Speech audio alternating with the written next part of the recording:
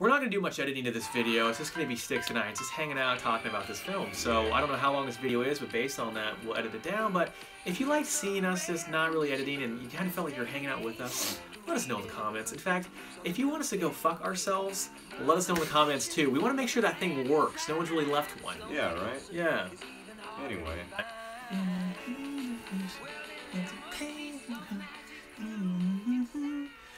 Hey, what's going on? Not much. What's going on with you, Doc?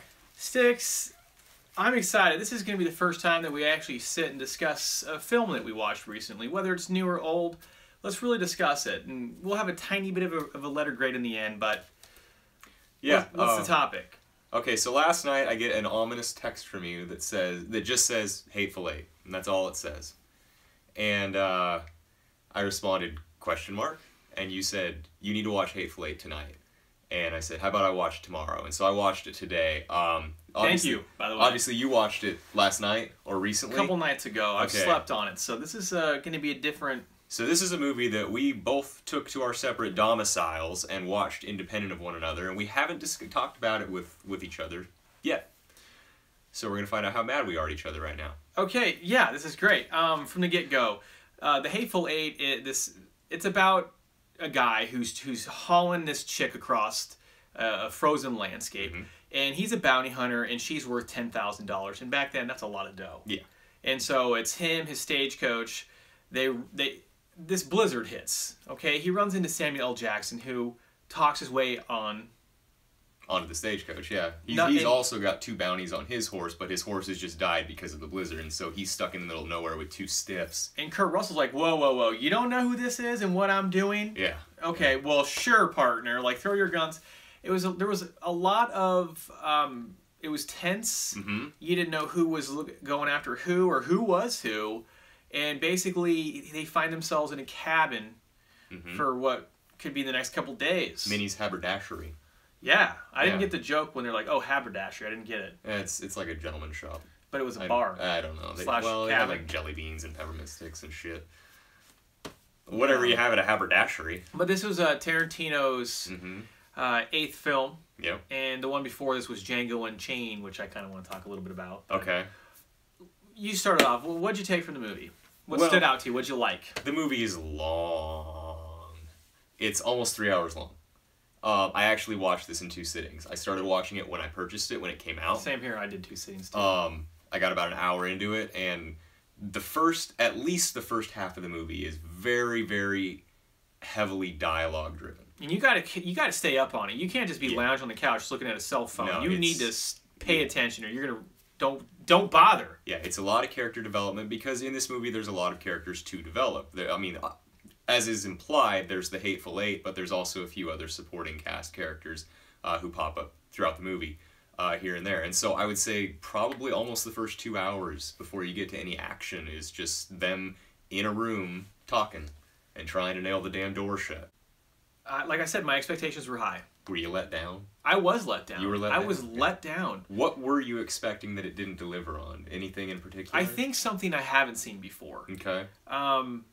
So you did feel kind of like it was just an extension of Django then? To a degree, but I'll tell you what. When Kurt...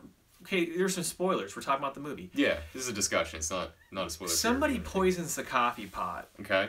And then next thing you know, people are barfing up blood. But not just like... just like... No! No! And it was so real looking. And I think, oh yeah, mad props to the the props department. Wow. But I don't need that.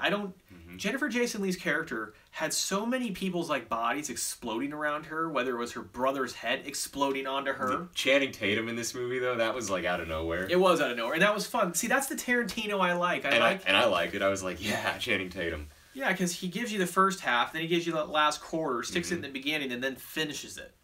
You know? That's fun. That's a Tarantino I think we all love.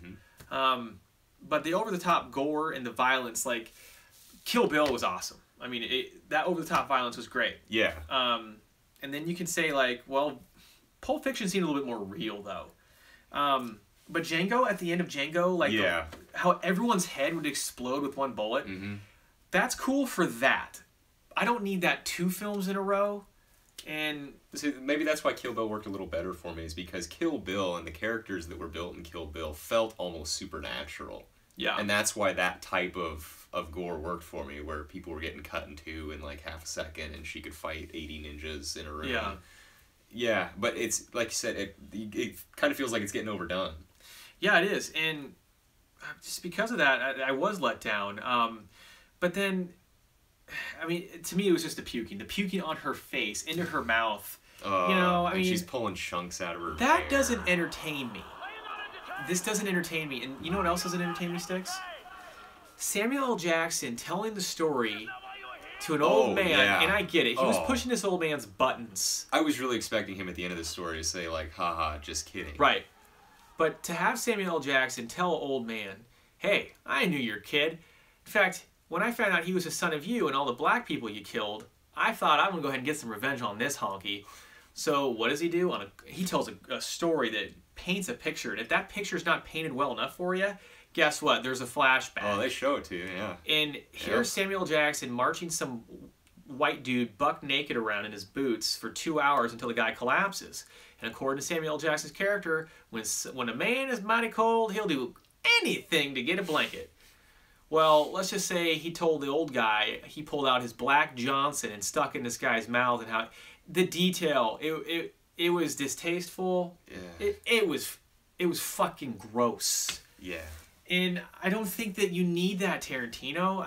Or you could have gone another way, or like Stick said, like, oh, I was just kidding. But no, like, you see Samuel L. Jackson laughing while some guy's giving him a blowjob, and he's like looking right at you while he's laughing. It ruined it for me. Like, I have expected him during that scene, when you see it, to like pull out his guns and like haha and fire them off into the air. Like, yeah, it was that kind of ridiculous. And then, you know, when I was talking with a guy at work about, something I thought was too intense, he goes, "Oh, you talking about Samuel Jackson getting a blowjob?" Like, well, yeah, exactly right. But I think the guy liked it. I don't know. Those two things, and in Django, two things happen in that movie that make me not really want to rewatch Django. Okay, the scene where Leonardo DiCaprio lets the dogs loose and he eats that slave up. Mm-hmm. They turn the camera, you don't see it, but you can hear it, and it sounds like a guy is getting eaten by dogs. And then another thing that was him just pushing down an envelope was just that Mandingo fighting scene. I hated that. Just seeing two guys like fight to the death and how real it was, and hey, here's a beer, you just killed this dude in my living room, I own you. You know, and I think apologists are gonna say, well, it's true to the time period, but like you said, I mean, why keep reminding ourselves it's through this kind of content? For so many people, it's uncomfortable, and I mean, I guess for the small percentage of people who get it and can ignore what it symbolizes, okay, but I mean, I don't know. Like you said, I don't get it.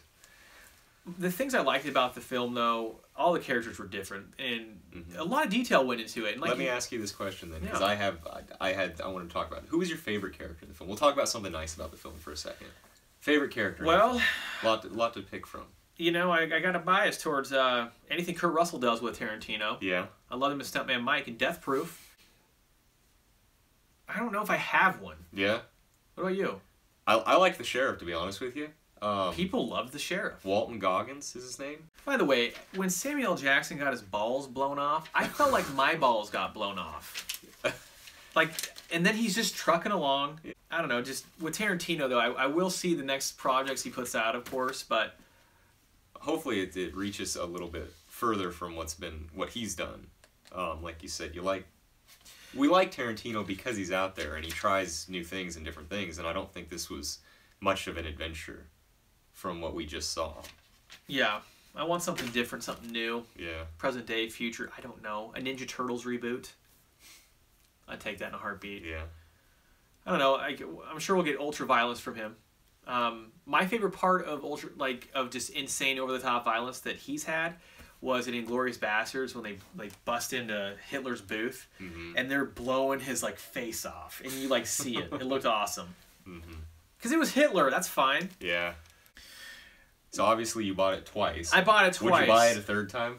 I wouldn't. No? I would not buy it a third time. Maybe on VHS at Value Village if it was like $1. You know, I guess I don't regret owning this movie. I would have watched it at some point in time anyway.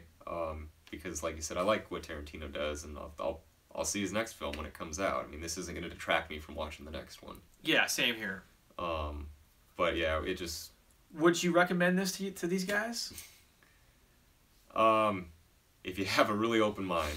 Here's something though, like if I'm so bothered by Samuel L. Jackson getting a BJ from like some buck naked dude, if that bothers me so much, but yet I'm not bothered by Ving Rhames getting pounded in the ass by a guy named Zed, is that bad? Rewatchability. You gonna watch it again? Another 10 years, maybe. Yeah, you know, and that's the case for me for a lot of Tarantino flicks. I think is their art. I mean, they're as artful as movies get. I think in places. But it's not something I'm just gonna pop in every couple of months and check it out again, like Dumb and Dumber or something. It's right. It's yeah. All right, let's give it a grade, man. Yeah. Why don't you go first? All right, I think I'm a little higher than you on this one. I bet you are, Panama Red. I get a B minus. What? I Okay, get great. a B minus. What would give it an A? Yeah. This would be a cool play. So, you know, I gave it a B minus. Yeah, I think it would be a cool play.